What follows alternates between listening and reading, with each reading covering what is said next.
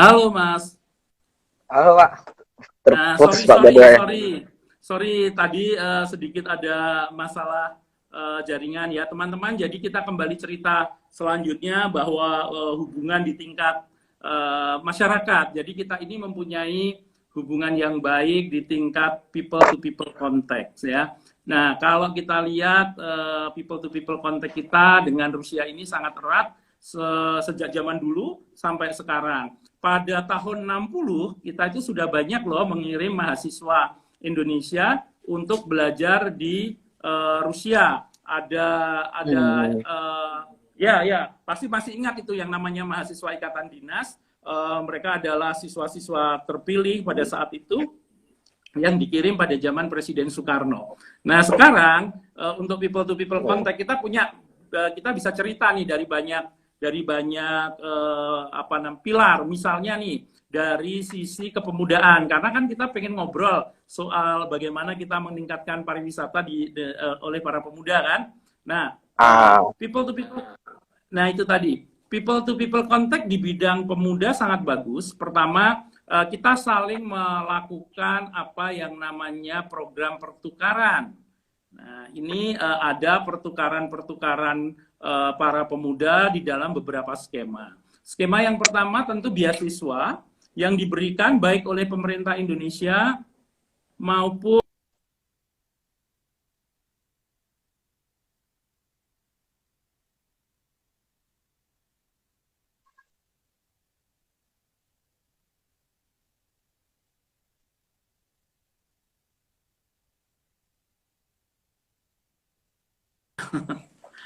lagi nih.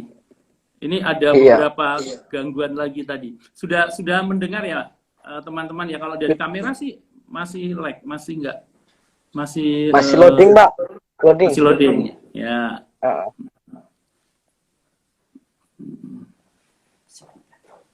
Tapi kira-kira bagaimana Pak kalau melihat jembatan? Dari obrolan aja kalau gitu ya, kameranya biar menunggu. Yang pertama tentu dalam peningkatan people to people contact kita membuat satu program dengan skema exchange, program pertukaran yang menyangkut program pertukaran para pemuda, dalam hal ini mahasiswa atau generasi muda Indonesia.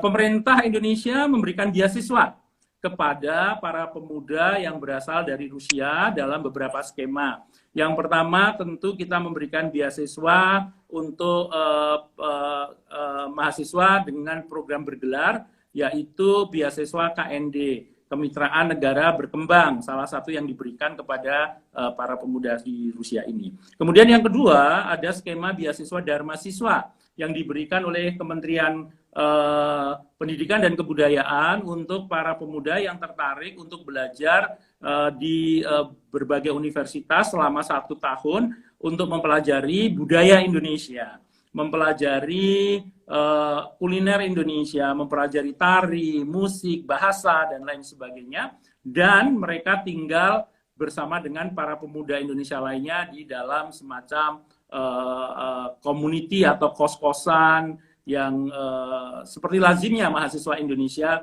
di universitas-universitas itu. Nah, yang ketiga, pemerintah Indonesia juga memberikan beasiswa namanya BSBI, Beasiswa Seni dan Budaya Indonesia, yang diberikan selama 3,5 bulan untuk belajar tari, belajar musik, dan belajar bahasa di 6 kota yang ada di Indonesia, which unfortunately tahun ini kegiatan tersebut terpaksa harus ditunda sampai tahun depan dan memungkinkan. Selama ini beasiswa BSBI ini diberikan di Jogja, di Banyuwangi, Padang, Kutai Kartanegara, Makassar, dan Bali. Jadi selama 3,5 bulan mereka belajar itu bersama dengan kawan-kawan yang berasal dari berbagai negara yang lainnya. Nah, ini kenapa saya ceritakan ini dulu, karena ini nanti akan ada pengaruh dengan bagaimana generasi muda mempromosikan pariwisata Indonesia di tengah masa pandemi ini. Yang kedua, yang diberikan oleh pemerintah Rusia, biar teman-teman, para pemirsa atau para followers yang mendengarkan juga tahu bahwa pemerintah Rusia ini memberikan beasiswa setiap tahun sejumlah 160 slot. 160 seat ya, 160 kursi kepada pemuda Indonesia yang mau belajar untuk S1, S2 dan S3 di berbagai perguruan tinggi Rusia, tidak saja di Itu Moskow, melalui tapi KBRI, Pak. Bagaimana? Itu melalui KBRI langsung Bagaimana? atau gimana? Melalui PKR, Mas. Melalui Oh, Pusat PKR. Kebudayaan Rusia yang ada di Jalan Diponegoro nomor 12 ya, Jakarta Pusat. Nah, ini mungkin teman-teman pemirsa, followers bisa mendapatkan informasi ini sehingga mereka kalau tertarik dengan Rusia, dengan budaya Rusia, bahasa Rusia, teknologi yang ada di sini seperti teknologi ruang angkasa, teknologi pesawat, permesinan, kereta api yang sangat bagus, teman-teman bisa datang untuk belajar di sini dengan skema beasiswa dari pemerintah Rusia. Saat ini Mas Holil terdapat 701 mahasiswa Indonesia yang tengah belajar di berbagai perguruan tinggi di Rusia. Nah, inilah aset diplomasi kita. Ini adalah aset diplomasi ketika kita bisa seperti tadi mempromosikan Indonesia oleh generasi muda di antara kawan-kawan mereka. Kalau saya cerita, ini bisa panjang ceritanya bagaimana mahasiswa Indonesia di sini sangat aktif untuk membantu pemerintah, ya, tidak saja membantu KBRI tetapi juga membantu pemerintah Indonesia untuk mempromosikan Indonesia. Mereka semuanya ada good students ya, mereka belajar dengan baik, mereka juga rajin dan mereka bersosialisasi dengan teman-teman Rusia mereka. Ini yang paling penting ya, karena mereka tinggal di asrama. Jadi pemerintah itu memberikan beasiswanya termasuk dengan untuk asramanya. Mereka tinggal dengan teman-teman Rusia, dan yang paling bagus mereka itu diatur dalam satu kamar itu tidak dengan teman dari daerah asalnya, tetapi mereka tinggal bersama dengan teman dari negara lain dan juga teman lokal dari Rusia. Nah, ini baru satu sisi. Nah, teman-teman di Indonesia yang ada di sini tergabung dalam organisasi yang namanya Permira, Persatuan Mahasiswa Indonesia di Rusia, yang ada di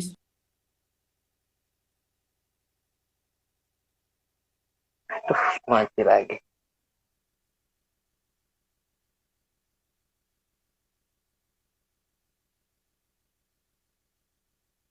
Rostov, kemudian Voronezh, di Samara, Kazan. Nah, mereka semuanya aktif untuk membantu mempromosikan Indonesia. Dan yang paling menyenangkan sekali, mereka itu memakai strategi ketika mereka mempromosikan Indonesia tidak saja di bidang pariwisata, tetapi juga di bidang kebudayaan dan lain-lainnya.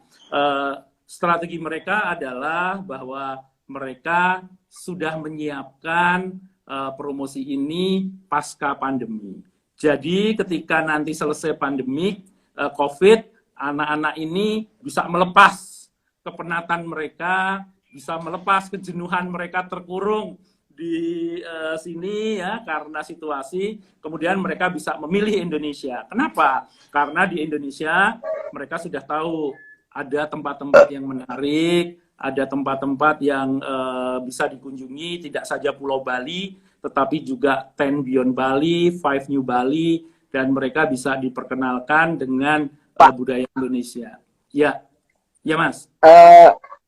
Jadi apa kira-kira perbedaan yang paling mendasar pengelolaan pariwisata yang ada di Rusia sama yang ada di Indonesia?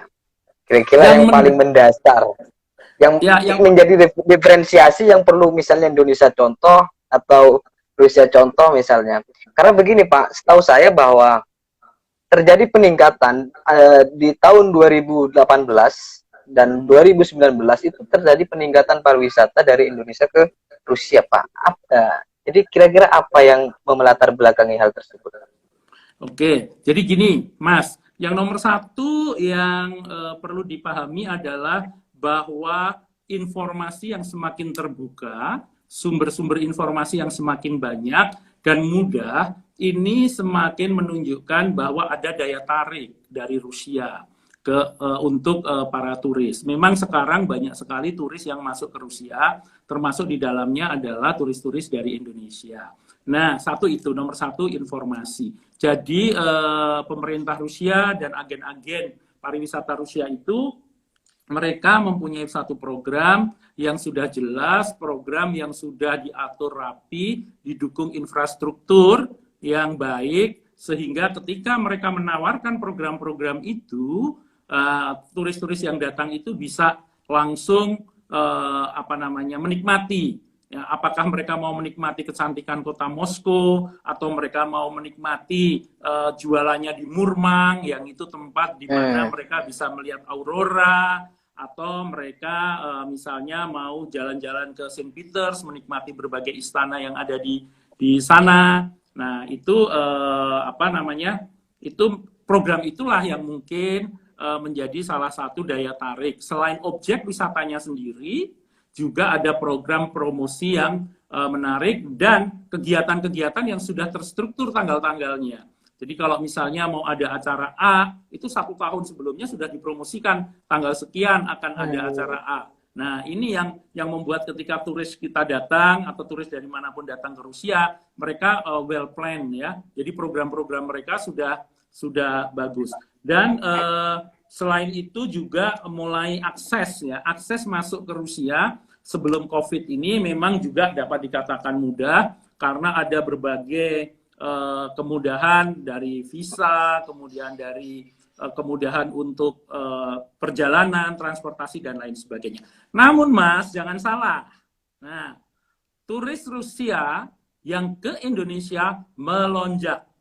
Ya, jadi kita bisa tunjukkan angka-angka persisnya ini. Kita punya data bahwa turis Rusia yang datang ke Indonesia setiap tahunnya sampai dari tahun 2017 sampai tahun 2019 itu lonjakannya sangat tajam. Yang 2017 itu 117.532 orang. Kemudian naik 6,97%, hampir 7% di tahun 2018 menjadi 125.728 turis. Kemudian naik lagi di tahun 2019 sebelum COVID, naik sebesar 26,5%, yaitu sejumlah 158.943. Dan meskipun pada masa COVID ya ternyata masih ada di awal-awal tahun dulu sebelum ditutup dan lain sebagainya, masih ada turis dari Rusia yang berada di Indonesia. Jadi terakhir ketika kita di tahun 2020 awal-awalnya ada repatriasi para turis, kita juga melakukan, pemerintah Rusia ini mendata ada sekitar 6.000 turis Rusia yang masih stranded di Indonesia dan mereka dievakuasi, diambil oleh pesawat Aeroflot sekitar 5 atau 6 kali penerbangan. Jadi artinya tidak saja turis Indonesia yang bertambah datang ke Rusia, tetapi sebaliknya turis Rusia juga banyak yang datang di Indonesia. Tingkat tinggal mereka di Indonesia itu durasinya rata-rata 2 minggu, kemudian dengan spending rata-rata 2.000 US dollar. Jadi ini salah satu upaya people to people contact makin meningkat dengan aktivitas promosi dari KBRI, aktivitas promosi pariwisata yang dibantu oleh para mahasiswa dan teman-teman warga negara Indonesia di sini. Dapat kita lihat dari sektor pariwisata ini bisa menjadi andalan bahwa jumlah wisatawan Rusia yang ke Indonesia juga semakin meningkat. Nah, ini moga-moga nanti pasca pandemi jumlah ini akan terus bertambah sehingga Indonesia makin dikenal di Rusia sebagai surga dunia. Nah, kira-kira itu Mas Holil. Ya, jadi ini kan salah satu juga yang saya baca itu di media itu Pak, bahwa kemarin Bu Menlu menyampaikan bahwa peran milenial itu adalah salah satunya adalah agen perdamaian, kemudian agen inovasi, dan sebagainya. Dalam konteks digitalisasi nih Pak, terutama dalam sektor pariwisata, apa yang peran yang paling strategis menjadi kemitraan milenial pemuda untuk membangun menjadi jembatan lah Pak antara dua negara ini apa kira-kira Pak? Baik, kami punya kelompok-kelompok Indonesianis, ya, teman-teman Rusia yang menjadi sahabat erat Indonesia di sini. Ini kami di sini punya teman-teman yang tergabung dalam kelompok tari. Mereka pinter-pinter sekali menari, mungkin malah mengalahkan kita. Saya sendiri tidak bisa menari sehebat mereka. Ya, ada mereka tergabung dalam kelompok Kirana Nusantara Dance yang setiap minggu itu aktif belajar di KBRI. Bahkan sekarang pun mereka belajar online, Mas. Jadi mereka itu tidak bisa diam karena ini ya, karena mereka sudah terlanjur cinta, terlanjur sayang kalau kata Memes. Nah, jadi itu satu ya, jadi antar mereka sendiri. Bahkan ada tiap tahun anggota dari Kirana Nusantara itu yang kembali ke Indonesia untuk belajar tari. Nah, mereka liburan sambil belajar satu tari baru. Itu ya. Kemudian yang kedua, kita juga itu punya siapa yang ngelatih Pak? Yang melatih ada staf kita namanya Ibu Elis Nurnila Sari, lulusan dari ISI Yogyakarta. Nah, kemudian kita juga punya kelompok gamelan, Mas Olil. Kelompok gamelan. Oh, gamelan.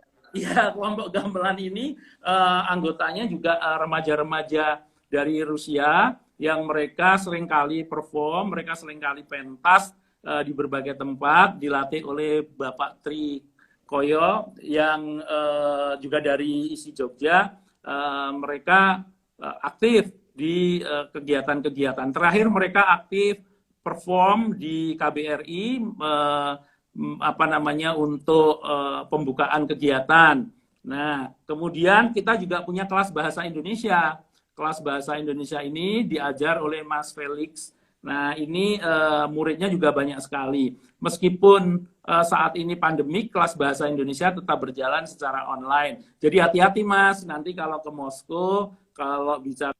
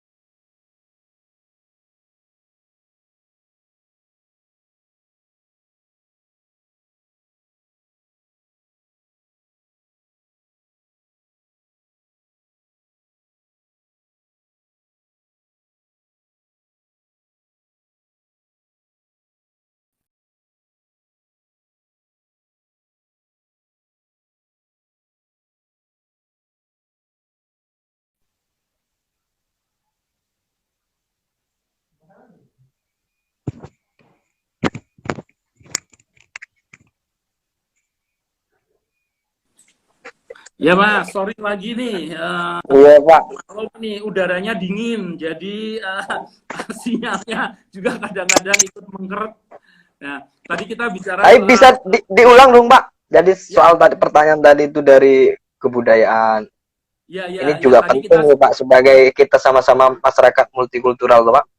Ya, jadi tadi kita sedang cerita tentang peran milenial, terutama milenial Rusia ya, untuk membantu promosi kita. Tadi selain kelompok tari, kelompok gamelan, juga ada kelas bahasa yang dilatih, yang mereka setiap minggu itu 2 kali belajar di KBRI, namun sekarang masih belajar online.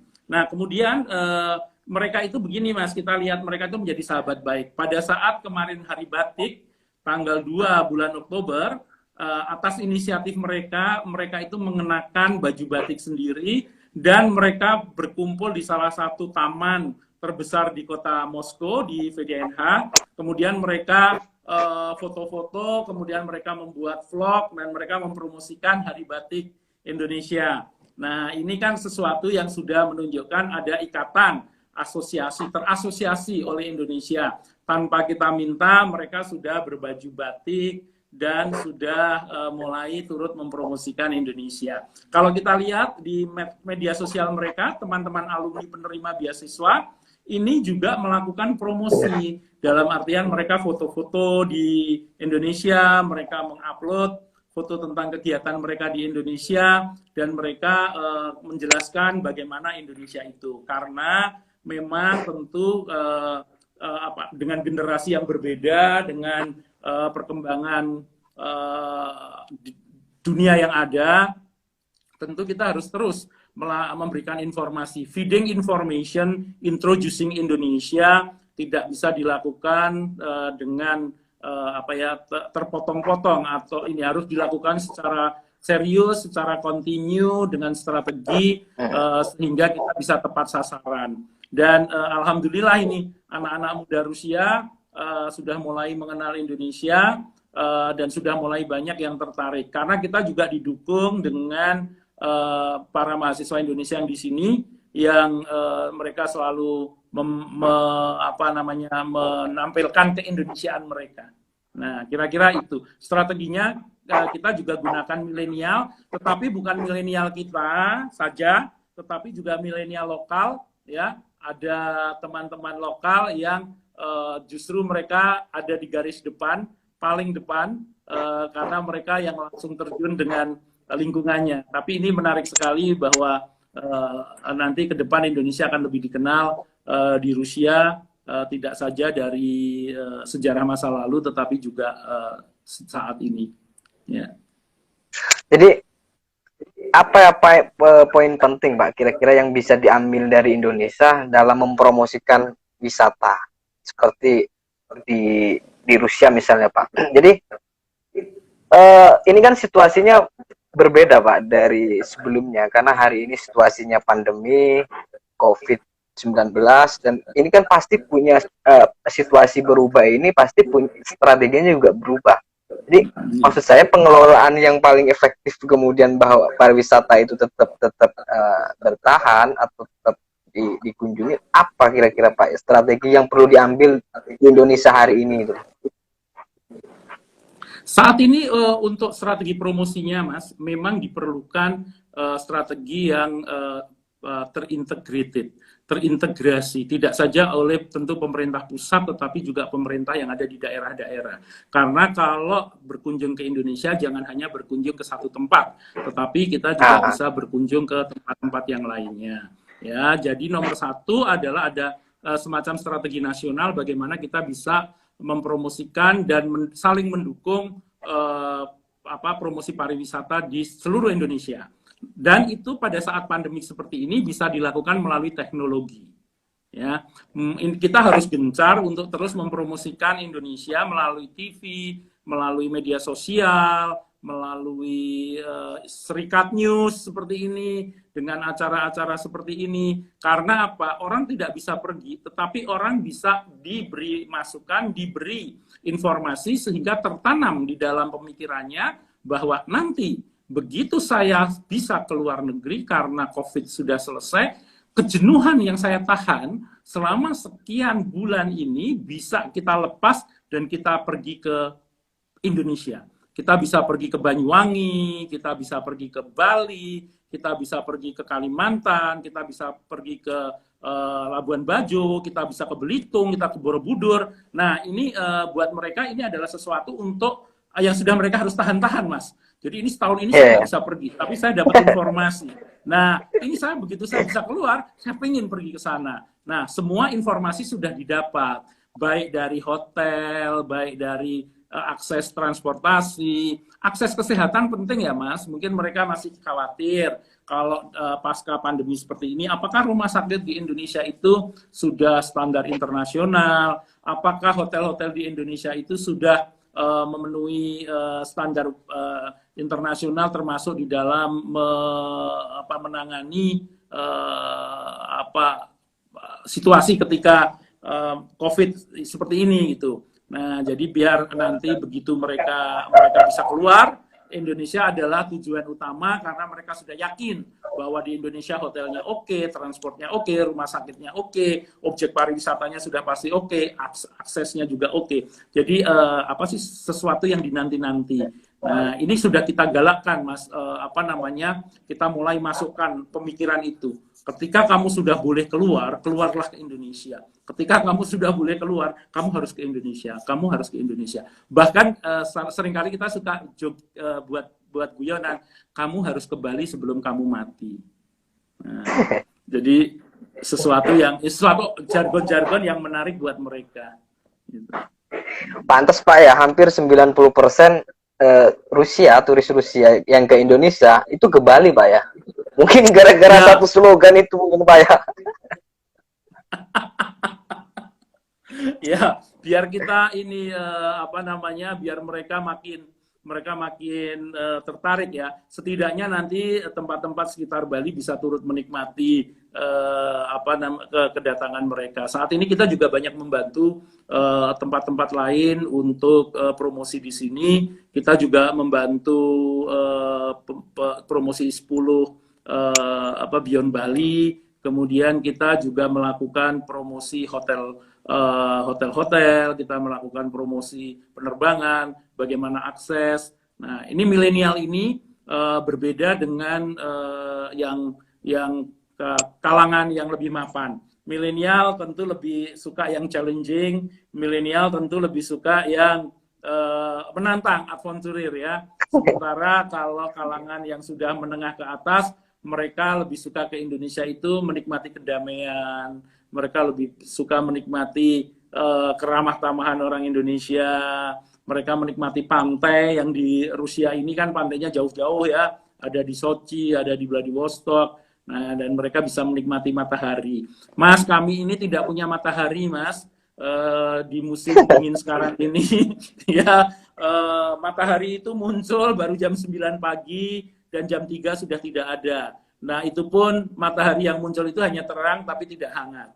Ya, hari ini juga sudah -7. Ya, jadi matahari adalah sesuatu yang mahal di sini, sementara di Indonesia dijual gratis. Sangat murah, Pak ya. Nah, sangat murah. Nah, itu jadi, yang kita ini kan. Rusia ini kan kalau tidak keliru Pak adalah Muslim terbesar di Eropa, Pak ya. Ya. Lah Indonesia kan kebalikannya, Muslim terbesar di dunia. Ya. Ada kira-kira nggak Pak wisata Islami atau apa gitu Pak di Rusia itu? Ada Pak, ada Mas Walid. Di daerah yang namanya Republik Dagestan itu juga mayoritas beragama Islam.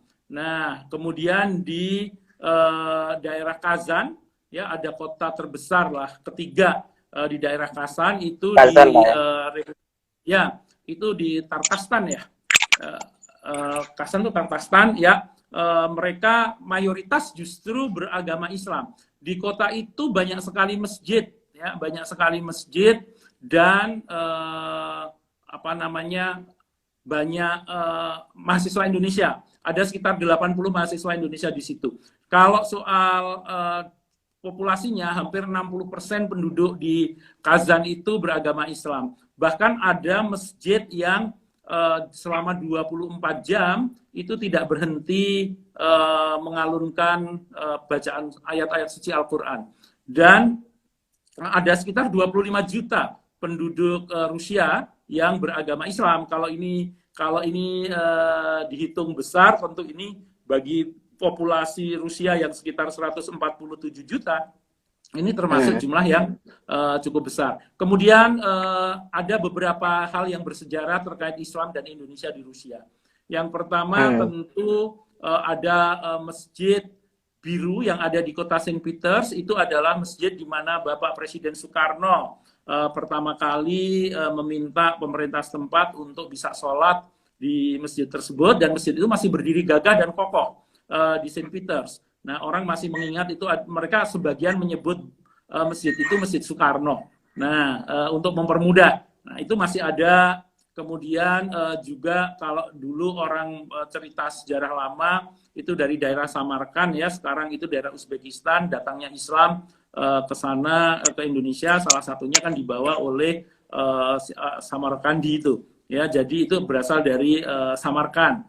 Nah kemudian bahkan di Moskow, ini ada beberapa masjid yang besar, dan Grand Mosque-nya ada di kota ini. Muftinya juga kita kenal dengan baik, dan bagusnya asisten muftinya berbahasa Indonesia. Karena jadi asisten bahasa muftinya Indonesia cukup familiar dong, Pak, di Rusia dong. Di sebagian orang, di sebagian kalangan iya. Ya, asisten mufti itu dulu belajar Islam di Universitas Islam Malang, ya UIN Malang. Oh, Di Jakarta, Unisma. Jakarta. Di Universitas UIN Jakarta, bukan Malang, di UIN Jakarta. Oh, nah, UIN Sarip ya. Ya, jadi kalau kita berkunjung ke Grand Mosque, kita akan mendapatkan penjelasan-penjelasan dalam bahasa Indonesia oleh asisten muftinya. Nah, ini yang penting. Juga di Dagestan itu Muslimnya mayoritas, mereka sebagian pernah ada beberapa Indonesianis yang belajar di Indonesia. Jadi kalau bicara soal Islam di Rusia ini, penduduk Rusia juga familiar. Grand Mosque yang meresmikan Presiden Putin ya, Mas. Jadi di Rusia ini teman-teman yang berhijab tidak mengalami masalah pelecehan atau perundungan. Sholat Jumat di masjid-masjid juga dilakukan dengan tertib, sopan, ya. Jadi tidak ada gangguan. Nah, jadi agama Islam di sini bisa berdampingan dengan agama mayoritas Kristen Ortodok dan agama minoritas yang ada di Rusia, karena di sini juga ada agama Buddha di beberapa daerah yang berdekatan dengan Mongolia, tetapi di sini tidak ada saling tidak akur atau konflik antar agama, semua diatur kehidupannya oleh negara dengan saling menghormati.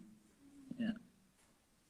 Jadi kira-kira hampir sama dengan Indonesia, Pak ya, multikulturalisme, terus kemudian agamanya bermacam-macam dan lain sebagainya. Tapi ya mirip. Kira-kira ikon pariwisata yang terkenal apa, Pak, di Rusia? Kalau di Indonesia mungkin Bali lah ya. Jadi kira-kira kalau saya ke Moskow ini harus kemana dulu, kira-kira begitu, Pak? Pertama ke Lapangan Merah. Ya, itu yang ada di pusat kota Moskow, itu Red Square. Sebenarnya Lapangan Merah itu kalau kita terjemahkan dalam bahasa Indonesia, itu di Kremlin ada gereja Saint Basil. Ini adalah gereja yang dibangun, gereja Ortodoks ya, yang kalau kita foto di situ, kemudian orang dikira itu masjid. Karena kubahnya bentuknya seperti bawang ya, jadi banyak masyarakat yang ketika kita berfoto di situ dipikirnya oh di Moskow ada masjid, padahal itu di tengah di pusat kota Moskow ya. Dan itu Lapangan Merah itu Red Square itu sebenarnya artinya lapangan cantik ya, karena indah, lapangan yang indah gitu. Nah jadi kita punya ikon di sini di Rusia ini, ikonnya di Moskow Saint Basil, Red Square, kemudian di Saint Peters juga ada beberapa tempat yang menarik, kotanya juga sangat cantik. Kemudian ada kota-kota lain yang kecil-kecil, tetapi kota-kota itu sangat cantik. Mas Holil, saya mau say hello kepada teman-teman Permira, boleh ya? Saya lihat tadi di boleh, ada Pak. Teman-teman kami, mahasiswa Indonesia, pemuda Indonesia yang turut memfollow acara ini. Ada juga Ketua Indonesia Rusia Youth Association. Ini adalah organisasi yang nanti akan di-launching di tahun ini sebagai hadiah tadi dari 70 tahun hubungan Indonesia-Rusia. Ini calon ketuanya sudah nongol, tiba-tiba saya lihat sudah kasih 5. Nah, sudah kasih 5 hati di sini. Itu adalah organisasi pemuda Indonesia dan Rusia. Jadi anggotanya adalah anak-anak Indonesia dan anak-anak Rusia. Nah, ini bakal seru nih. Ada juga teman-teman Permira dari berbagai universitas yang turut hadir mendengarkan. Selamat siang teman-teman semuanya. selamat beraktivitas dan salam sehat ya. Hati-hati, COVID-nya masih tinggi, jadi saya minta teman-teman BNI yang ada di Rusia untuk selalu menjaga kesehatan dan protokol kesehatannya tetap dijaga. Wah, terima kasih teman-teman sudah turut bergabung bersama kami. Nah, ini kan mau hampir 1 jam nih Pak. Jadi kira-kira apa pesan dan closing statementnya yang perlu kita ambil nih dari Indonesia, dari Rusia atau Rusia ke Indonesia, kira-kira apa sih hal yang paling urgent untuk mempereratkan hubungan diplomasi ini, apa yang paling urgent lah? Yang paling urgent bagi saya adalah building understanding, ya, membangun jembatan saling pengertian, karena ini adalah sarana untuk melakukan hubungan di semua sisi. Nah, membangun jembatan saling pengertian ini tidak bisa dilakukan dalam satu kali, satu masa. Tetapi ini harus dilakukan secara berkelanjutan, berkesinambungan, dari yang dilakukan dari suatu generasi ke generasi yang lainnya.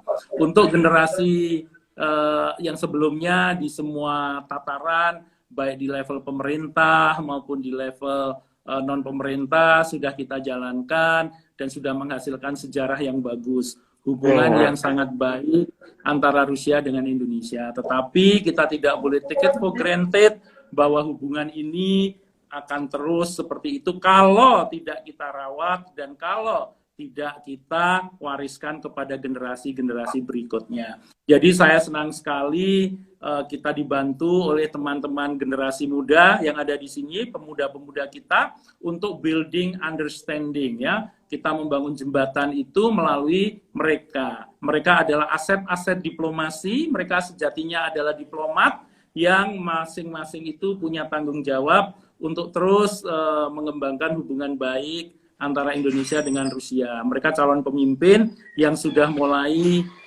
terbiasa untuk bisa berkomunikasi dengan teman-teman Rusia, dan mereka kita harapkan akan menjadi penerus yang nanti mampu bekerja lebih baik untuk membangun hubungan. Karena itu kita terus membantu dan bekerja sama dengan Permira, dengan IRYA, Indonesia Russia Youth Association tadi, dan dengan semua kelompok-kelompok yang beranggotakan orang-orang Indonesia dan Rusia, karena mereka adalah orang-orang yang membangun jembatan persahabatan, jembatan pengertian, sehingga nanti akan tercipta hubungan Indonesia dan Rusia yang sangat baik, sangat erat, tidak saja di bidang sosial budaya, ekonomi, tetapi juga di bidang politik, kemanusiaan, ya.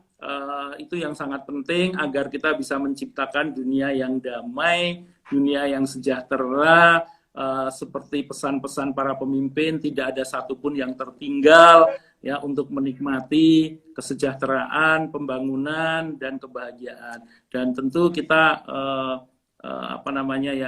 berharap semoga ke depan dengan pimpinan Duta Besar Jose Tavares yang akan tiba pada akhir bulan ini, KBRI bisa semakin berkinerja dengan baik, didukung nanti oleh Serikat News, ya Mas, mohon dukungannya untuk terus menjadi alat kita untuk melakukan publikasi sebagai akuntabilitas publik di Indonesia atas kinerja KBRI Moskow.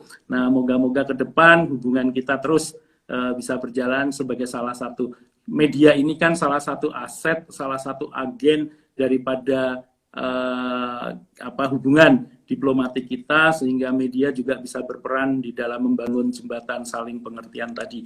Kalau tidak ada media, nanti tidak ada pengertian bahwa Indonesia ini negara yang multikultur, negara yang toleran, negara yang maju, negara yang wajib dikunjungi orang-orang Rusia, dan begitu sebaliknya. Kalau tanpa media, mungkin teman-teman juga tidak tahu nih, kalau Rusia ini bisa dijadikan tempat belajar, ada 160 beasiswa setiap tahun, ya kan, tempat yang indah, aman, ya. Jadi saling pengertian tadi yang sudah terbangun dilakukan oleh generasi muda, generasi tua, calon pemimpin, dan lain sebagainya ini didukung oleh media, maka hubungan Indonesia dan Rusia akan mencapai kemitraan yang strategis, yang sangat-sangat penting. Saya kira itu Mas yang mungkin bisa kita share. Ya, kalau ada pertanyaan kami persilahkan.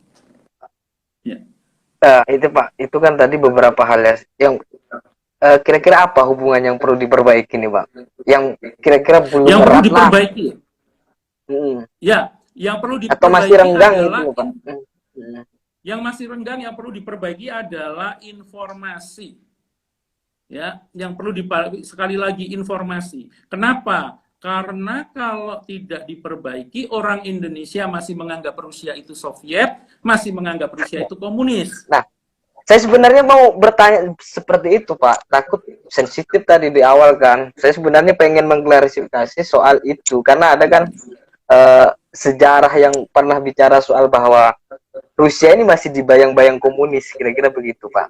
Asumsi itu ada masih Pak, itulah terjadi dan karena begini Pak, kita pun generasi muda saya Pak dan teman terutama saya itu masih akrab dengan sastra-sastra Rusia Pak, kayak misalnya novelnya Maxim Gorky, George Orwell itu masih dekat kita baca itu Pak, dan itu sangat asik sekali. Tapi lah saya perlu mengklarifikasi soal itu Pak. Jadi hantu-hantu tentang Rusia sebagai dianggap lah, bukan dianggap masih ada benih-benih Uni Soviet itu harus yang kemudian yang harus diklirkan Pak, kira-kira begitu Pak.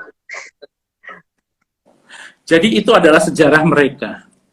Itu bagian dari sejarah Rusia. Ya, jadi bagian dari sejarah mereka.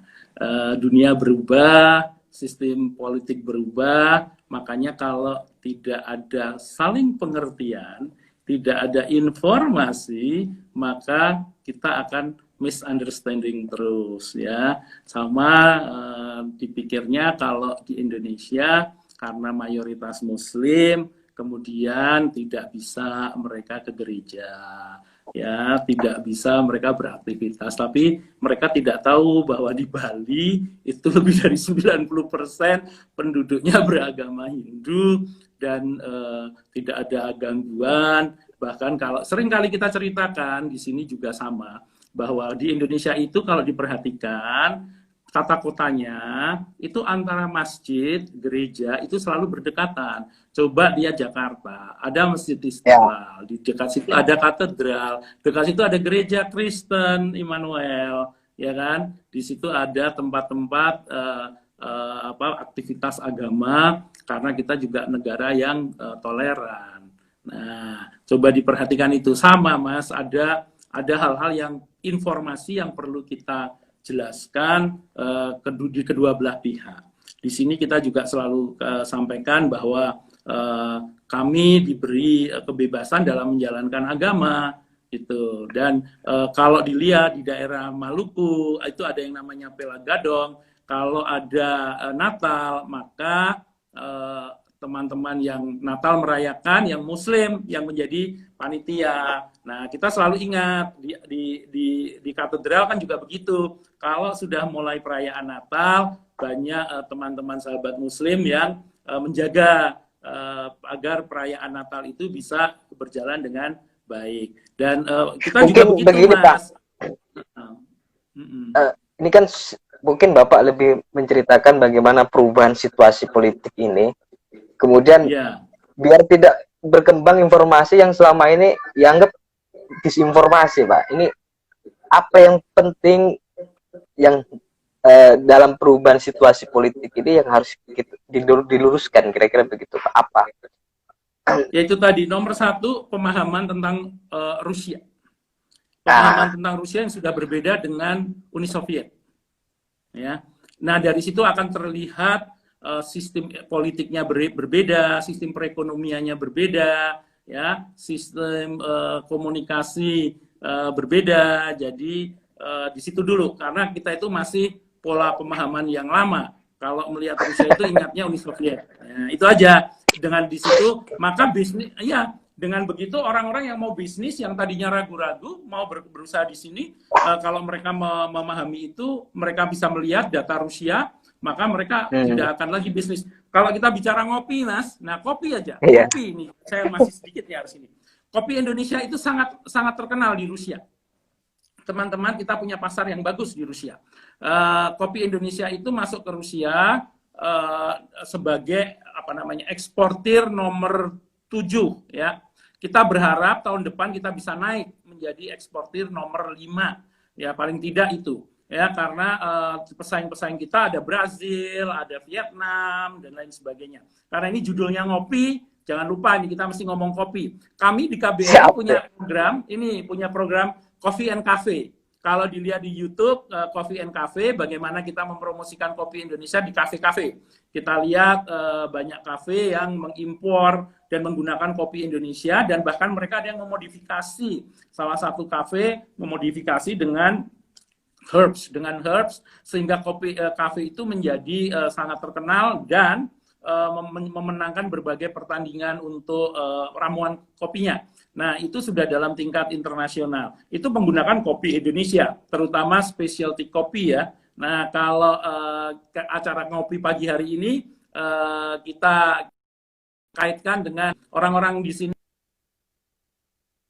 itu suka kopi, terutama kopi Gayo ya. Kopi Gayo ini sangat luar biasa, kopi Sumatera ini terkenal di sini. Oleh karena itu teman-teman yang punya usaha kopi, silahkan mencari peluang pasar di Rusia. Namun demikian, Mas Holil, ada hal-hal yang harus diingat teman-teman. KBRI nggak bisa memfasilitasi itu, Pak. Dengan para pengusaha. Kami bisa memberikan informasi, karena kami punya data semua eksportir dan importir kopi. Ya, jadi begini, harus memenuhi persyaratan dulu. Pertama adalah kualitas. Ya. Nomor 2 kuantitas. Ya. Nomor 2 kuantitas. Nomor 3 kontinuitas. Nah, problem yang selalu muncul yang dikeluhkan mereka adalah kontinuitas. Karena pada pengiriman pertama kopinya berkualitas bagus, ya. Nah, kemudian mulai lama-lama kemudian rodosa enak dhewe, gitu kan.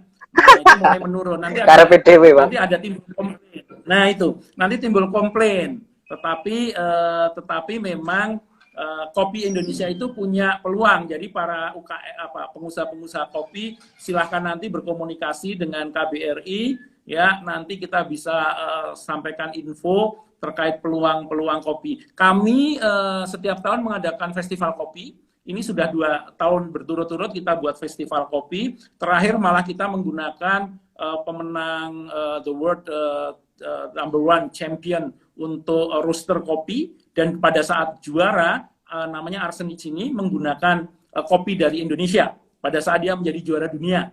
Nah, ini kita sudah komunikasi dengan mereka. Kita juga punya kontak dengan para importir kopi, teman-teman yang mungkin punya tadi usaha kopi, silahkan berkomunikasi. Nanti kami di fungsi ekonomi di KBRI ini punya semua data dan punya semua informasi untuk bisa dibagikan. Kalau bisa sekaligus dikirim portfolio perusahaan sehingga kami bisa melihat kira-kira seperti apa peluang-peluangnya. Nah, memang kita sedang bergerak untuk menambah volume kopi Indonesia masuk ke Rusia. Kopinya enak-enak di sini, Mas, apalagi cocok karena musim dinginnya lebih lama dari musim panas. Selain kopi apa, Pak? Selain kopi sebenarnya yang potensial adalah buah-buahan tropis. Buah-buahan tropis mangga kita bagus di sini potensinya, namun demikian ada beberapa yang harus disiapkan, antara lain sekali lagi kualitas mangga, karena waktu durasi pengirimannya cukup lama dari Indonesia ke sini. Kalau itu bisa dilakukan dengan penerbangan, tentu akan mempermudah dan mempercepat ya. Tapi mangga kita oke banget. Kemudian manggis, ya, manggis. Nah, ya buah-buahan tropis seperti itu punya peluang untuk memasuki pasar Rusia yang besar ini. Nah, ini jadi kalau produk-produk pertanian ada kopi, ada mangga, ada manggis. Plus tentu ekspor kita terbesar di bidang pertanian ini adalah kelapa sawit. Ya, produk kelapa sawit kita menduduki peringkatnya. peringkat tertinggi untuk ekspor pertanian dari Indonesia ke Rusia, dan memang mereka mempunyai kebutuhan yang cukup banyak untuk kelapa sawit kita. Nah, ini kira-kira itu kalau dari sisi perdagangan. Kalau investasi, kita juga punya beberapa proyek investasi dengan Rusia, terutama di bidang energi, pertambangan energi. Itu ada beberapa proyek yang sedang berjalan di Indonesia, dan untuk proyek yang skala personal atau menengah ke bawah itu ada beberapa, cukup banyak Pak ya, pengusaha-pengusaha Rusia yang mulai bergerak di bidang hospitality. Mereka tidak saja bergerak di bidang perhotelan kecil-kecil di Indonesia, tapi juga bergerak di bidang industri makanan. Nah, makanan Indonesia, makanan jadi. Ya, jadi kira-kira untuk data perdagangan kita perlu ditingkatkan. Saya selalu mengatakan masih perlu ditingkatkan karena target kita adalah unlimited ya. Jadi semakin besar nilai perdagangan akan semakin bagus dan menguntungkan bagi pemerintah Indonesia. Selalu kita sampaikan kita masih harus meningkatkan target karena kita tidak akan puas dengan apa yang sudah kita peroleh pada saat ini demi untuk meningkatkan angka perdagangan ya Indonesia dengan Rusia, karena banyak sekali persamaan-persamaan tadi yang sudah disebutkan. Kalau bisa kita memakmurkan rakyat kita, kenapa tidak? Ya mungkin matur nuwun Pak Ajis, sudah kita ngobrol-ngobrol panjang ini terkait pariwisata, soal kondisi Rusia, kemudian apa yang perlu kita perbaiki hubungan diplomasi antara Indonesia dan Rusia. Ini saya pikir menjadi sebuah pengetahuan baru bagi teman-teman bahwa situasi Rusia dan kemudian pariwisata Rusia juga mempunyai nilai-nilai yang berbeda yang harus kita kerjasamakan dengan Indonesia. Dan satu lagi Mas, untuk milenial, peluang belajar di Rusia, ya, kami sudah menjalin hubungan baik, ya, pemerintah sudah menjalin hubungan baik. Tolong para milenial yang punya potensi manfaatkan hubungan baik ini, ya. Jadi kinerja kita bisa dimanfaatkan oleh rakyat, siapapun, terutama oleh studi berapa itu Pak? S1, S2, S3, silahkan. Oh semua ya?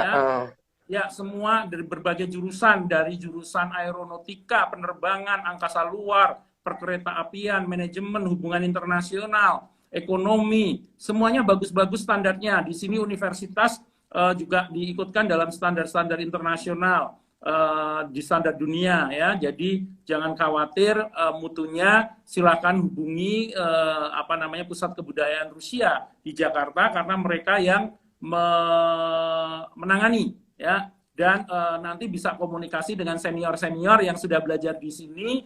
Ada tadi Mas Reza Alvareza, ada juga Mas Teguh Imanullah yang menjadi ketua Permiras Rusia. Kemudian ada mahasiswa-mahasiswa kita di sini yang tergabung dalam Permira. Tolong dimanfaatkan peluang itu, ya, karena orang Rusia juga menggunakan peluang untuk belajar beasiswa di Indonesia. Tolong teman-teman semuanya manfaatkan hubungan baik, manfaatkan opportunity itu untuk meningkatkan SDM kita. Nanti suatu ketika teman-teman jika menjadi pemimpin, teman-teman akan menjadi pemimpin yang jauh lebih bagus daripada masa-masa kami.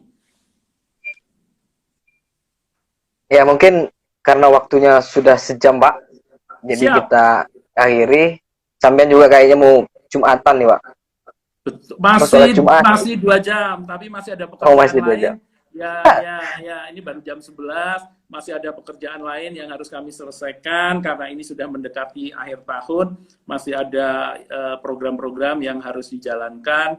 Nah, teman-teman semuanya, pesan terakhir, jaga kesehatan, baik yang di Rusia maupun yang di Indonesia, ya, ikuti protokol kesehatan, kemudian jangan lupa selalu semangat untuk membangun Indonesia. Ya, terima kasih semuanya, terutama pada Bapak Aji sudah bisa ngobrol politik internasional dalam beberapa hal kita yang ngobrolin terkait diplomasi, hubungan strategis dan sebagainya.